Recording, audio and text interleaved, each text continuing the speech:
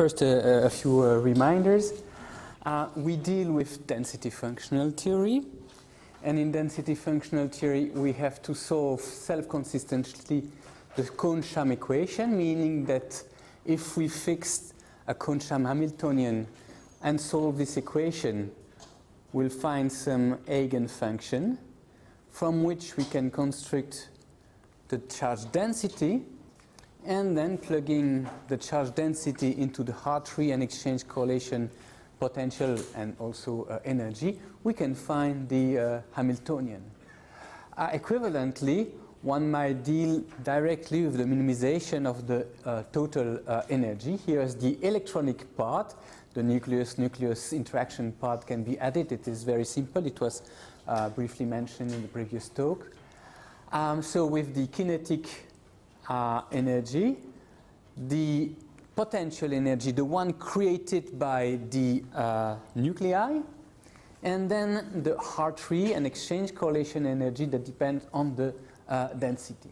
You see in this slide I'm explicitly writing the potential as a sum on atomic contributions, each atom being characterized by a unit cell and a position in the unit cell.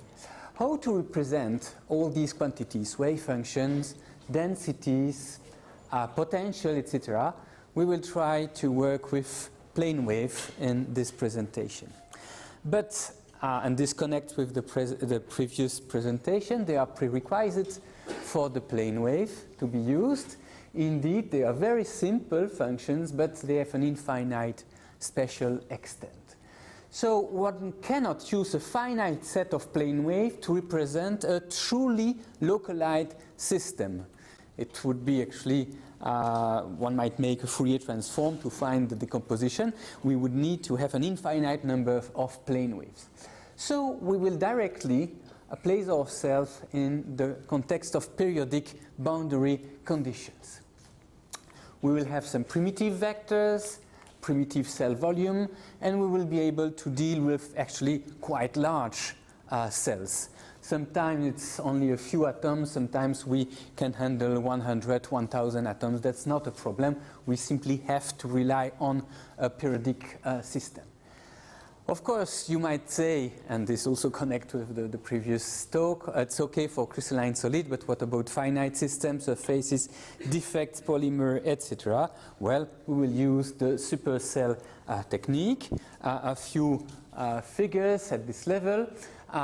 If we want to deal with a cluster, well, we will have actually it placed inside a cell that we repeat periodically. And as soon as the distance between the cluster here and its image in the neighboring cell is sufficiently large, that's no problem. As mentioned by Sergei, one might need to do a supercell size convergence study and see whether we really have an independence of the property that we compute with respect to the distance between the images.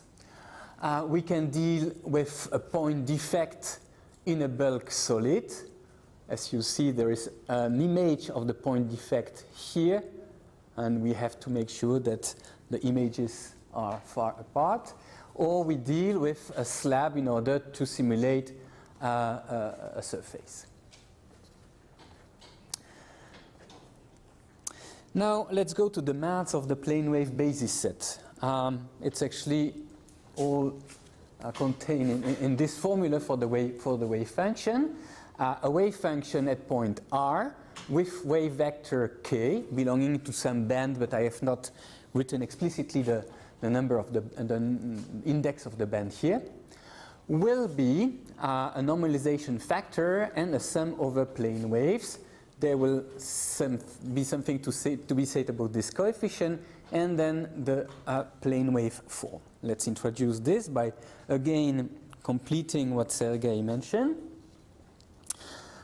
We work with a periodic system.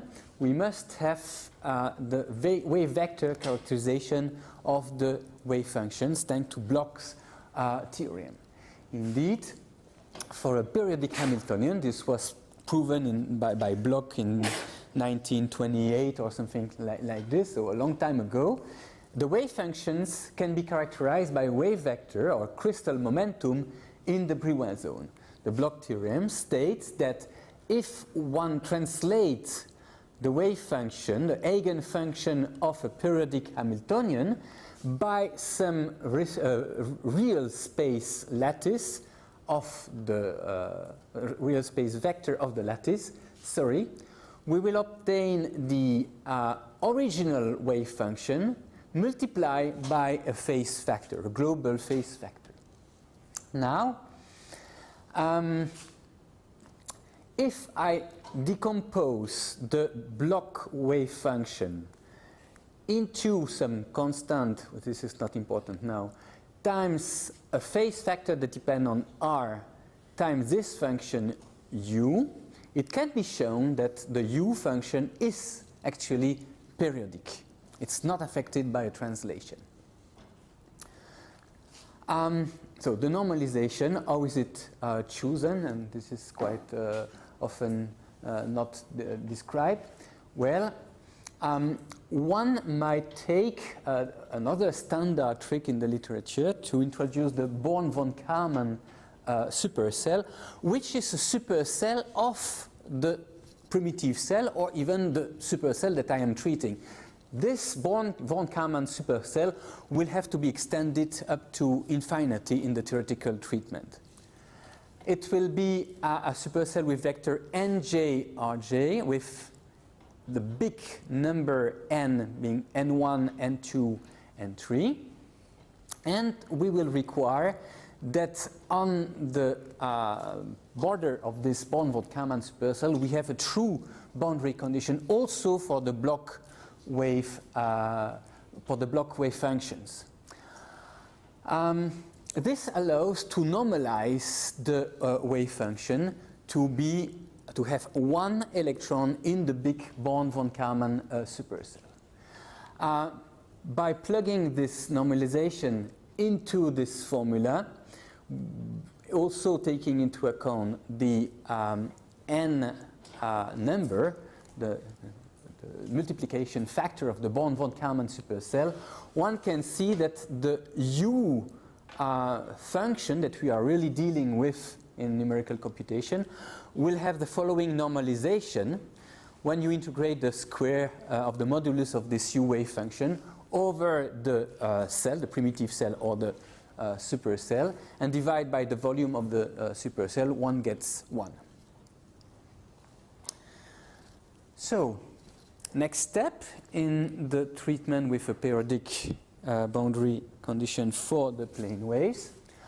The definition of the plane wave basis set is done by mentioning what are these G vectors defining the plane wave. Simply, the G vectors are those that fulfill the periodic boundary condition of the primitive cell, Eij Rj equal to 1. And it can be quickly observed that this forms indeed a basis set for all periodic functions in the primitive cell. So we are able to expand any periodic function by summation over all reciprocal space vectors. So these becomes simply coefficients. It's a change of notation. I implicitly consider that this is a function of r, and this quantity is a function of the wave vector in reciprocal space. It's a number, and this number multiply the plane wave. So plugging this formula into the previous expression for the Bloch wave function, we obtain the following expansion in a function of the plane wave with coefficients that multiply Eik plus J r. The k comes from the previous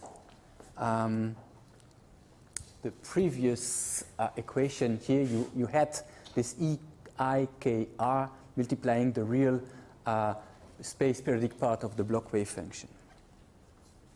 Oops.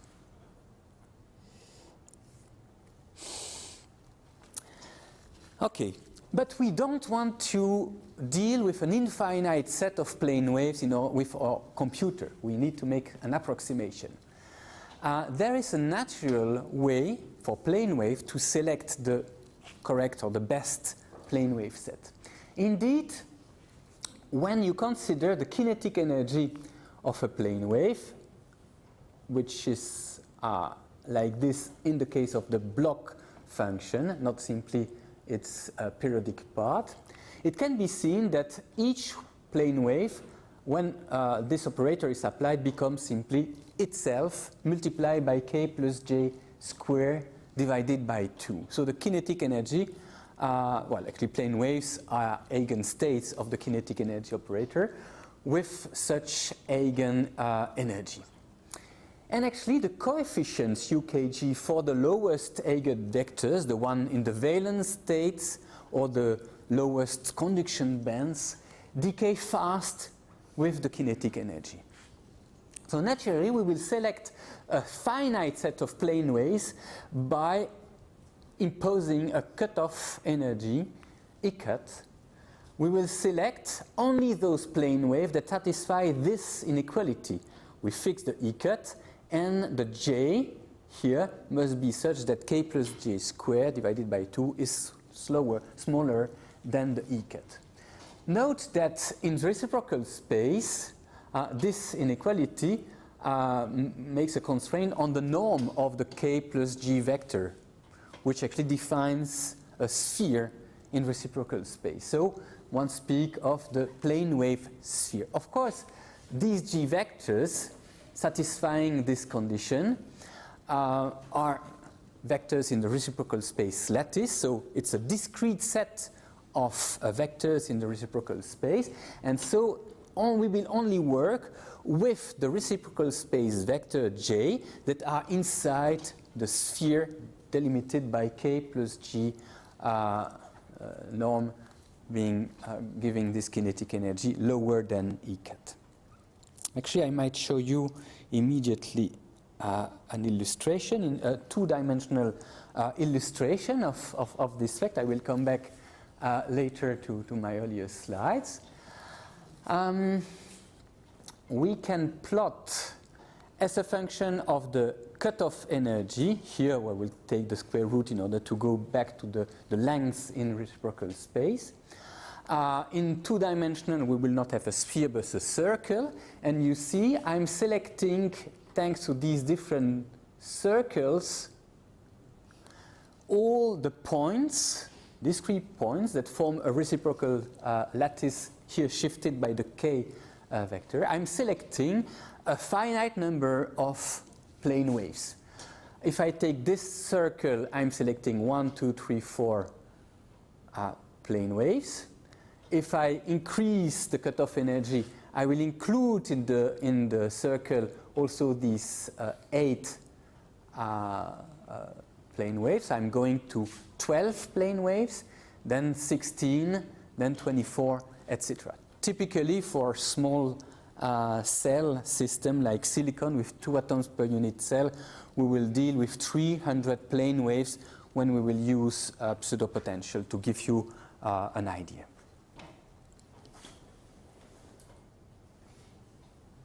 Okay, so we know what is the plane wave basis set that we choose to represent the wave function. And it's quite simple. Numerically, we will have to represent a wave function by 300 numbers for the case of silicon wave functions. How shall we represent the density and the potential? These are other quantities to be represented. Well, it's also very simple with plane waves. Because every such function is also a periodic function, and we will use, like for wave function, such an expansion with plane wave. Here, these are truly periodic functions. Block functions are shifted k-point periodic functions. And the coefficient of the representation of the function can be found by this formula. So actually we have a Fourier transform between real space and reciprocal space. Now let's see first what is the connection between a density and the potential. It's given by the Poisson equation. Well, this integral equation changing from the density to the potential correspond in reciprocal space, in real space to this Laplacian, which is equal to minus 4 pi times n. Going to Fourier coefficients, we have simply this becoming g square v r3 is equal to 4 pi times the density. And then we divide by g square and obtain the R3 potential from the knowledge of the density. You see, in reciprocal space, it's a very easy thing to do. As mentioned previously by Sergei, there is a problem with the g equal to 0 component, which connects to the homogeneous charge density, the average of the charge density. If this n of g equal to 0 do not vanish, then the R3 potential diverge. But in practice, we always deal with neutral charge cells because, well, at the level of a globally neutral system, we have a correct compensation between the electrons and the charge nuclei. But if we go to charge cells, then we have to add by hand a compensating background charge. Now, what is the connection between the density and the wave function? It's also quite simple, but actually we will treat it not in reciprocal space, but in real space, as I will explain. Because indeed the most natural formula to obtain the density of some eigenstate of band n at eigenvector k is simply by combining the complex conjugate of this function with itself. Now, one might indeed consider that the wave function in real space is obtained from plane waves, both the complex conjugate and the function itself. We combine these two expressions and we find that actually the two plane wave factors combine to give another plane wave. That's nice. But however, the g prime coming from the first wave function and the g coming from the second wave function can combine to go outside of the initial plane wave sphere. Actually, from this k plus j, from some wave function, and this k plus g prime from the other wave function, we make the difference and obtain a vector that is outside of this original plane wave sphere. But that's not a problem. Indeed, for densities, we consider a sphere plane wave that is of double radius with respect to the wave function. And still, it's an exact expansion of the density. So we know how to go from the wave function to the density, from the density to the potential. But are we happy with this function? You see there is a double sum over the plane waves. Double sum means 300 plane waves times 300 plane waves. It's 90,000 calculations to be done. While here, we were simply dealing with something, with a simple multiplication in real space. And actually, we can use what is called a discrete Fourier transform, and it's a key point in all plane wave-based implementation of density functional theory. We will have a dual representation, and we will quickly switch between the real space and the reciprocal space. Well, I will not enter into the detail of the algorithm that allows to go from real to reciprocal space. This has been developed by mathematicians. It's especially efficient. It's not scaling as the square of the reciprocal, as the product between the reciprocal space basis set and the number of real point space that we want to compute. It's something much more clever that scales as a linear linearly with respect to such numbers times the logarithm of these numbers. So we switch easily from the reciprocal lattice with these two spheres to the real lattice, which is actually a sampling of the original primitive cell. Okay, at this stage, we will not only evaluate the density in real space like this, but also the exchange correlation quantities, which I will not detail here. So we are able to build a full electronic part of the total energy, knowing the wave function. This is quite simple and quite easy to implement compared to any other type of implementation. However, there is a problem with plane waves. Indeed, the Fourier transform theory teaches that details in real space are described if their characteristic length is larger than the inverse of the largest wave vector norm, roughly speaking. So if we have very small characteristic length, we will need a very large number of plane wave, or sphere in reciprocal space will be very large because of this inverse characteristic. On the other hand, we have the nice feature that the quality of a plane wave basis set can be systematically increased by increasing the cutoff energy, which is a very nice feature of the plane wave basis set, not very often found by other basis sets. So if we directly plug in the Coulomb potential created by a nucleus into a plane wave code, it will succeed to obtain the right result, but sometimes with a huge number of plane waves. I was speaking of 300 plane waves for silicon with pseudopotential. Actually, to treat silicon without pseudopotential, I think one would need 1 million plane waves or something like this. So, it's a problem.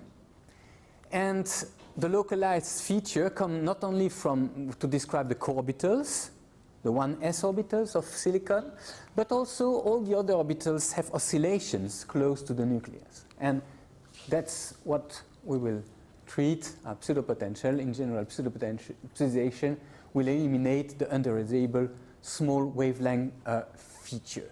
So this wavelength feature will be later seen. I'm showing you first the typical convergence study that one has to do with plane waves. You see, as a function of the cutoff energy for bulk silicon, one can plot the total energy here in R3 and observe that it will slowly tend to a well-defined answer. Something like 1 milli-R3 per atom or less is often requested for a calculation to be considered converged. This I have already shown you. Yes, the number of plane waves that is included when we increase the cutoff energy is clearly discontinuous. You see, one goes from 4 plane waves to 12 plane waves to 16 to 24, and this depends on the size of the sphere.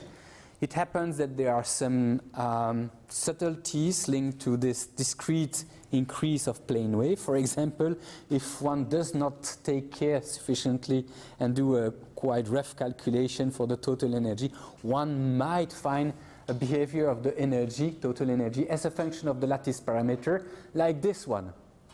Instead of being a smooth curve with a very nicely defined energy minimum, we have a rugged curve. Well, these things here correspond to a sudden change of the number of plane waves. The pressure might also have a very strange behavior.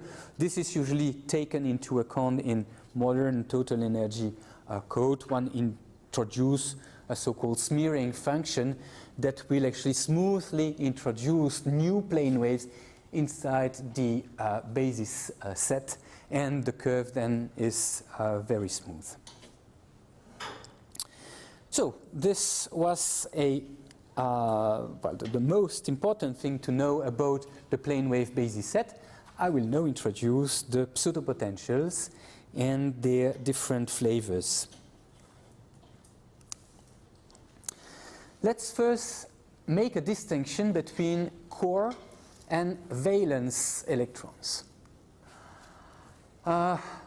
We know from the ordinary chemistry that only a fraction of the electrons really takes part in the forming of the bonds. And by contrast, the core electrons are those who occupy orbitals that are the same in the atomic environment or in the bonding environment. But this is very qualitative. How to define it in a better way? Well, it's not easy, and actually can be done in a somehow arbitrary way. It will depend on the precision that we want. Let's suppose that we make such a distinction and select, let's say for silicon, the 1s, 2s and 2p orbitals as being in the core, and the 3s and 3p orbitals being in the valence. Then our formula for the density is very easy to split. Indeed, it's a simple sum over the occupied states, and we will consider differently the bands that are related to the 1s, 2s and 2p states, and sum them separately from the bands that are valence-like. So it's the density of the core orbitals plus the density of the valence orbital, and we can make the frozen core approximation and suppose that the 1s, 2s and 2p orbitals are actually frozen and do not change going from the atom to the solid environment. This is easy. I mentioned that this separation is not easily defined. When we work with some elements, especially those in the higher part of the periodic table, the covalence partitioning for normal precisions, normal target accuracy, is quite obvious. For example, if we take the fluorine atom with this configuration, 1s2, 2s2, 2p5, this 1s state in energy is at 1 kilo electron volt down. The ionization potential is on the order of 1 kilo electron volt, while the 2s and 2p states have an ionization potential in the range 10 to 100 electron volt. Also at the level of the spatial localization, the 1s state in fluorine is much more localized than the 2s and 2p states, and in agreement with the chemical intuition we will treat these as valence and this one as core.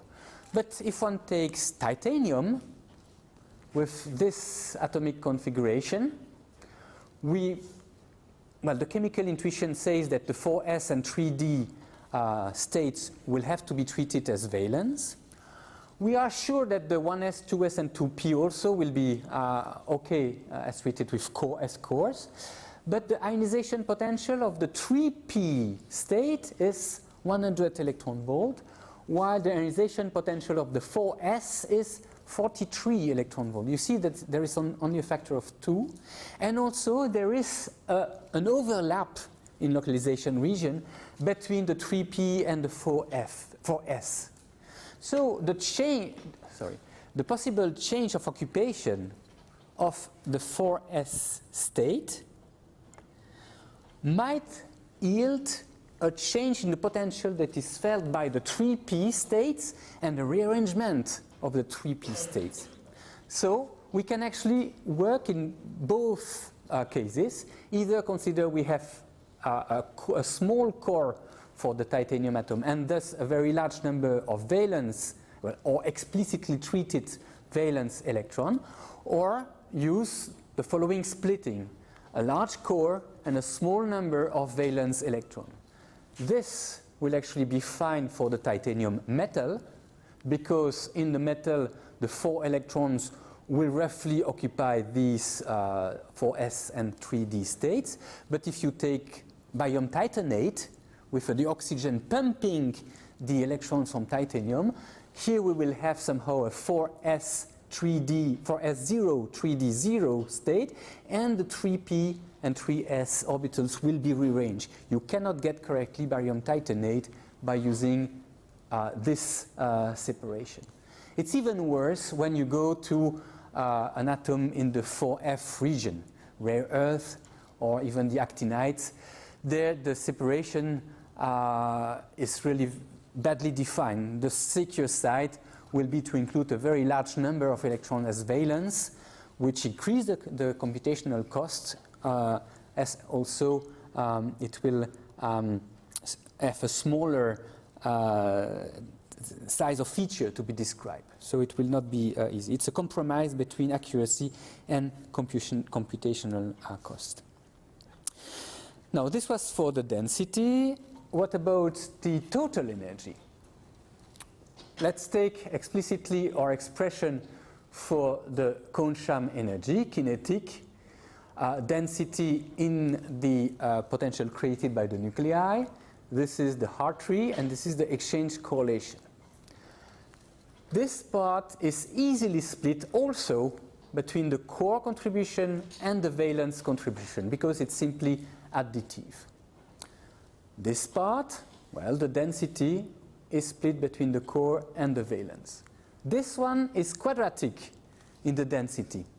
We will have not only the core-core interaction and the valence-valence interaction, but also the cross product, the valence-core interaction. And then for the exchange correlation functional, things are a bit more delicate. At this stage, I simply write n-core plus n-val. So we have this line completely defined and related with the core. This one completely related to the valence, while the cross products are present in the third line. It happens that we will be able to treat this term very easily by actually plugging it inside this one. You note n-val is present here, like here, and then the Vx will be combined with this density of the core screened by the Coulomb. Well, the Coulomb potential created by the n-core. This is the natural introduction of what is called an ion. Indeed, the potential created from such ion is the Coulomb potential of the nucleus plus the screening due to the core electrons inside this formula.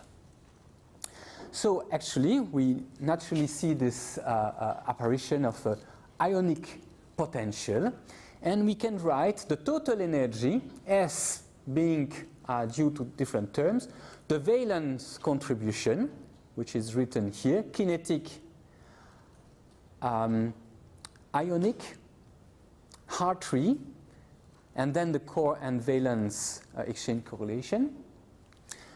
Here there is a sum of core-only contributions, and actually the final formula is obtained by also taking into account the fact that we will change our bare nucleus charge to a screen ionic charge, and actually we have an interaction between ionic entities replacing the bare nuclei.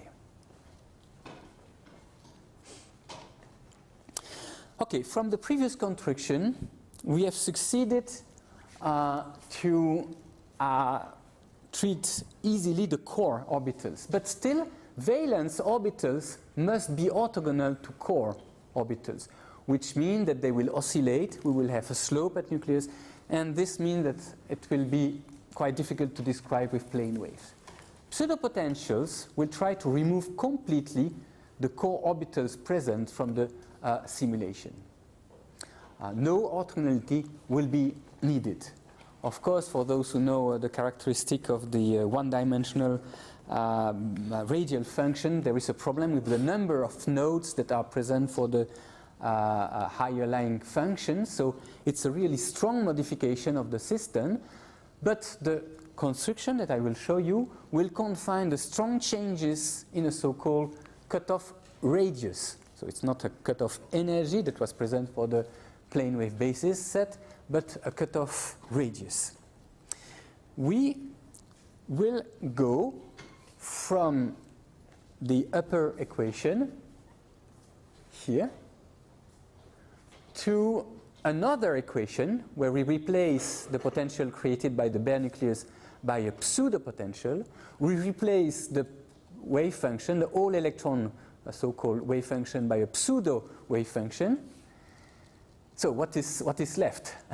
We replace one equation by another equation. Well, we have to do this in a clever way. The possible set of conditions to replace this equation by this pseudo equation, which was introduced in 1979 and is called norm-conserving pseudopotential, is to impose first, well, this is obvious, kind of the energy, the eigenenergy, is exactly the same in the true system and in the pseudo system. Second condition, the all-electron wave function and the pseudo wave function must be equal beyond some cutoff radius. And then, another constraint, we require that inside the cutoff radius we have the same charge from the pseudo and from the original wave functions. This is related to the idea of a norm of the wave function, and that's why it's called norm-conserving pseudopotential. And moreover, we want to do this for the lowest angular momentum channels, S, P, sometimes D, and F. Okay, this is not the only possible set of constraints, yes. There are generalizations that I will, according to the time that I'm left with, describe ultrasoft pseudopotential and projector augmented plane waves. This is an illustration of a norm-conserving pseudopotential for silicon. The 3s radial wave function, so a valence state, initially has this behavior. The green followed by the blue here. And we will replace it by this function. You see, it is smooth. It will be easy to describe with plane waves, unlike the green one. It is actually, when squared and integrated, giving the same integral when evaluated from here to there. And then beyond this point, we have exactly the same wave function. The 3s radial wave function in the new, for the new wave function is obtained when one considers this potential. You see here is the radial distance. The initial Coulomb potential, the attracting one created by the valence charge, was like this. And we strongly modify the potential, but only below this radius, inside a sphere around the nucleus. As you might notice, there is a different potential for the p electrons and another potential for the d electron. How is it possible, actually? Well, a pseudopotential is a more general object than a normal potential. A normal potential is a so-called local operator.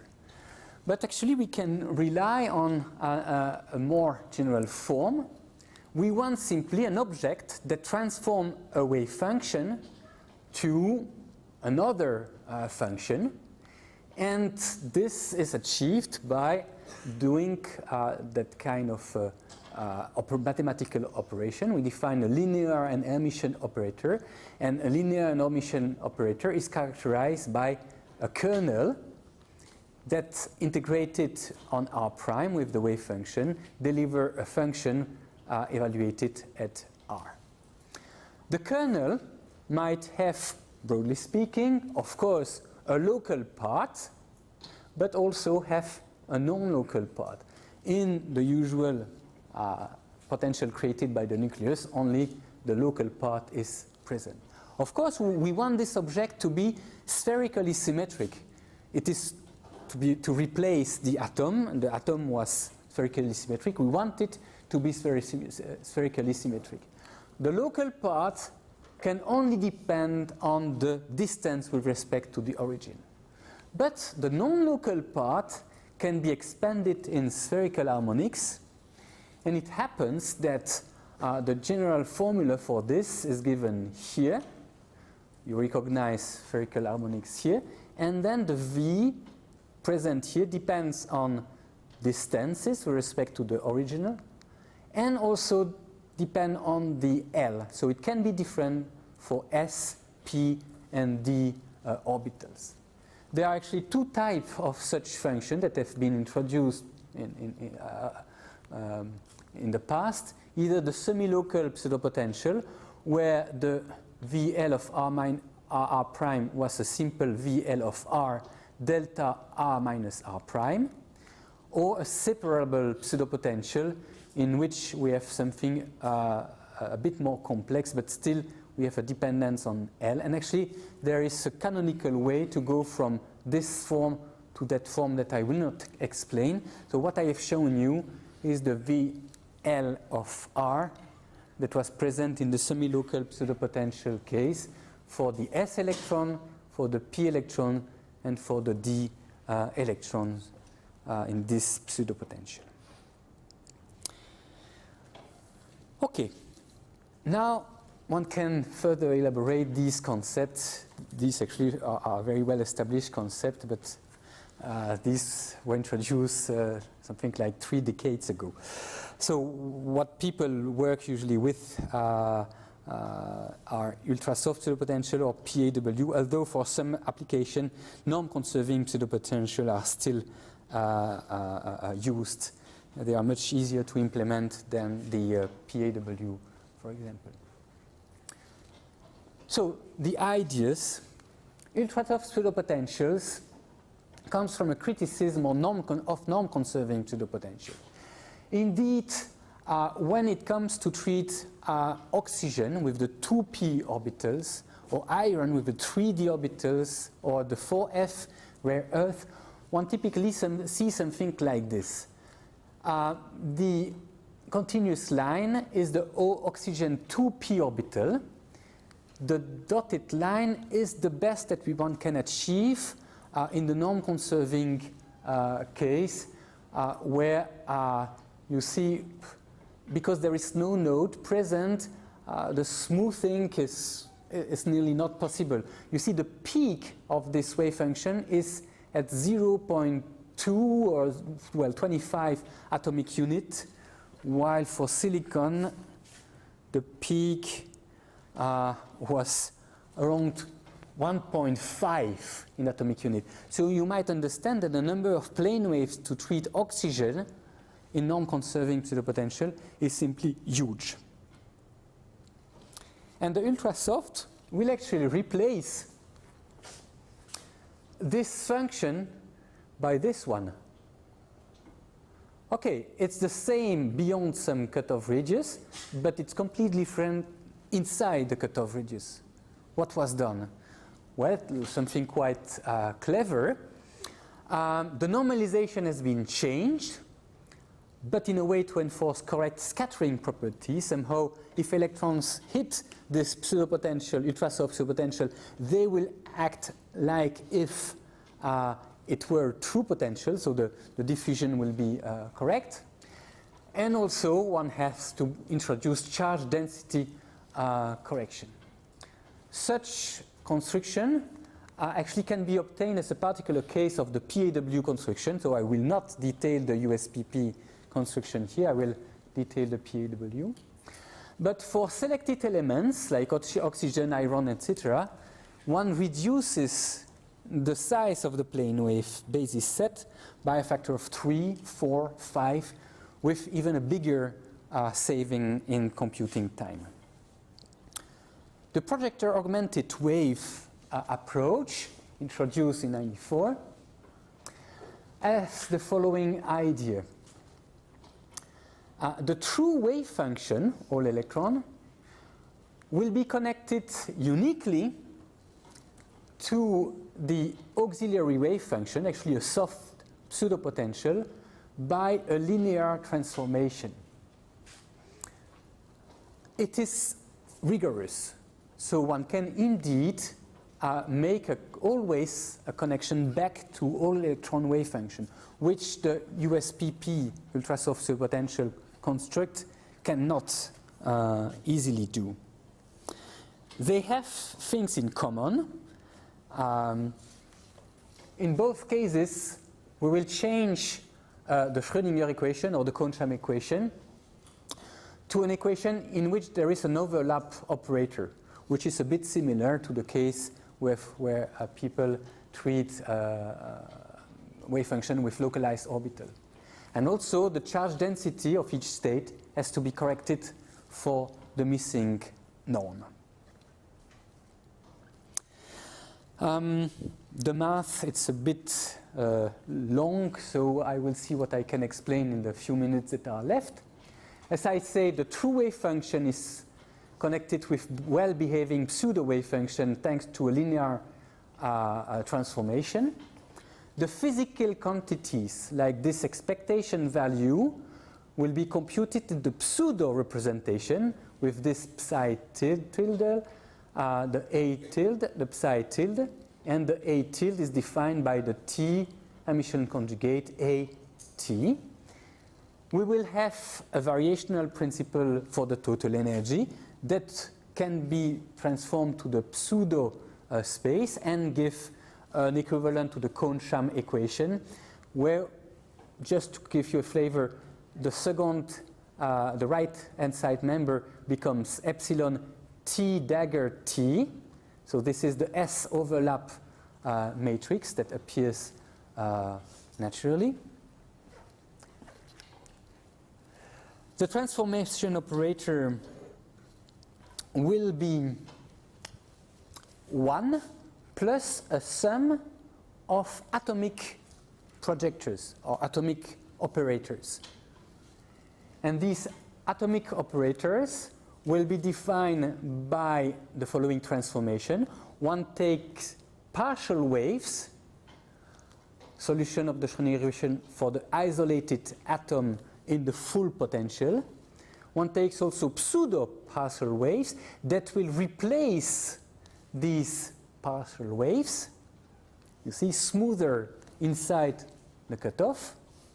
And the trick is that we define S such that 1 plus SR applied on the pseudo wave function, or pseudo partial wave, sorry, give the full partial wave. So we have defined a way to go from the pseudo to the all electron spaces. This is a graphical illustration of the PAW technique. So let's see what we have done until now. We have defined a transformation. Actually, the way we will have the presence of some wave, all electron wave function and partial wave and pseudo-partial wave is governed by the application of a projector that I will not deal with. It has to be constructed from the theory. So you see that the full wave function is the pseudo wave function plus a sum over the atomic sphere of something that is all electron-like minus something that is pseudo-like. So the full wave function, yellow means it is smooth, blue it is very peaked, very hard, oscillating, etc., will be a plane wave part here, plus an all-electron spherical part, hard but only present in this sphere, minus the pseudo-partial waves. So at the end we obtain the correct result. One can do the transformation not only for the wave function, but for the density, for the total energy. And we will have globally always formulas that give a smooth contribution into the whole space, plus a sum over spheres of a difference between the all electron and pseudo contribution for the density as well as for the energy. There are some approximations that are done. So although it is possible to have a perfect mapping between the all-electron case and the PAW case, we can see the following approximation. We, of course, treat the core electrons with the frozen core approximation. We will have a finite plane wave basis set, but we can check the convergence. And also the partial wave expansion inside the sphere will be truncated. Usually only one or two partial waves for each atom, and each angular momentum channel will be taken into account, which means that the constraint that I have not described, we should have kind of a completeness relationship inside the sphere, is not fulfilled, but they are compensating quantities so that this method even works with one or two partial waves inside the spheres. Okay, what are the advantages of the plane wave plus pseudopotential or the PAW method? Okay, thank you. Well, the basis set that we have introduced, plane waves, does not depend on the atomic coordinates.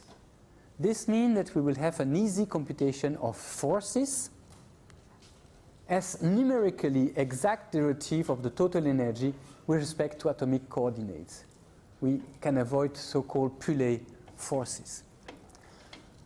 Actually, this works also at the higher level when computing phonons using density functional perturbation theory, so direct computation of phonons. We will have no complications related to the dependence of the basis set on the position of the atom. So we will have easy structural optimization or molecular dynamics, and also the Karp-Agnello technique is easily implemented. Another advantage is that there is a systematic way to complete the basis set. We simply tune the cutoff energy and we obtain a better numerical solution of the system. Now, for plane wave pseudopotential, the norm-conserving pseudopotential, the implementation is moreover quite simple. And there are actually many properties in all the codes that I can think about that have norm-conserving as well as PAW. So many properties are not implemented in PAW, but are implemented in norm-conserving. Well, with time it tends to be less and less, but still to my knowledge, for example, there is no direct third derivative of the total energy computed in the FPT using PAW, while it's implemented with pseudopotential, non-conserving pseudopotential.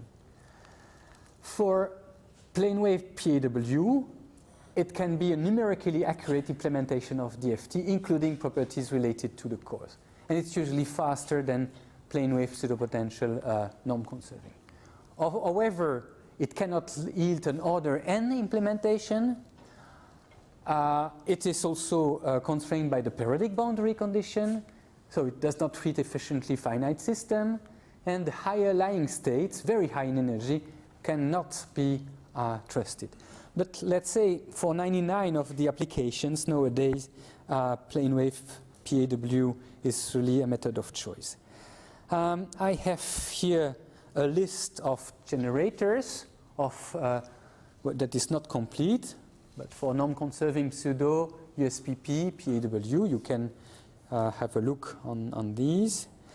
Implementations are also numerous, non-conserving, USPP, PAW. And this is, to give you a flavor, a pseudopotential table that is found on the web. Here you have simply to click on one of these green squares and you will obtain a pseudopotential. This table has been thoroughly tested. You will hear more tomorrow in the validation talk by Cottenier or Le Jagere, I think.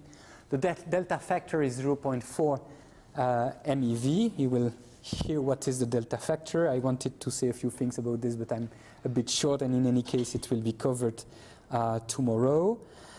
What I want nevertheless to say is that nowadays, if we compare the results with all electron pseudopotentials of different codes, which lies in this delta factor measure below 1 and typically in the order of 0.5.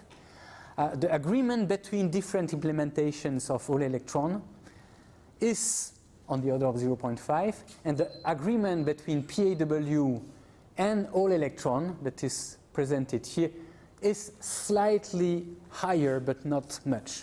So basically PAW is doing a very great job even compared with all electron. And actually it's even possible to get good number for norm-conserving pseudopotential, and it's improved with the year.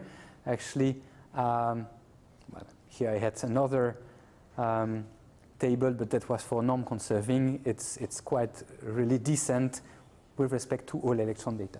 So this is a summary of the key points. Thank you for your attention.